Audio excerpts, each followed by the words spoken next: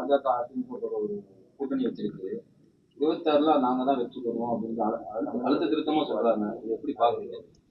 அப்படிதான் கடந்த காலங்களிலும் சொல்லியிருக்காங்க. ஆனால் தமிழ்நாடு மக்கள் மிக தெளிவான ஒரு பார்வையில் இருக்காங்க.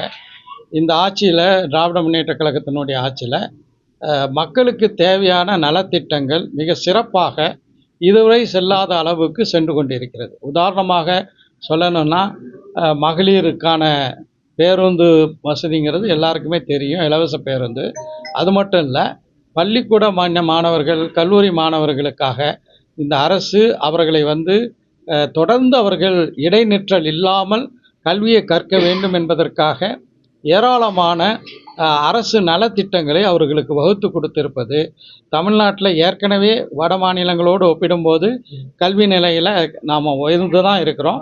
இப்போ கூட கொஞ்சம் உயர்ந்து இருக்கின்றோம். அதாவது உயர்நிலைப் பள்ளி கூடத்தை முடித்துவிட்டு கல்லூரிக்கு செல்லக்கூடிய அந்த கிராஸ் என்ரோல்மெண்ட் ரேட்டுன்னு சொல்லக்கூடிய அந்த மொத்த சேர்க்கை விகிதத்தில் இந்தியாவிலேயே முதல் இடத்துல தமிழ்நாடு இருக்குன்னா, தொடர்ச்சியாக தமிழ்நாட்டில் செய்யப்பட்டு வரக்கூடிய நலத்திட்டங்கள் அதற்கு காரணமாக இருக்கிறது.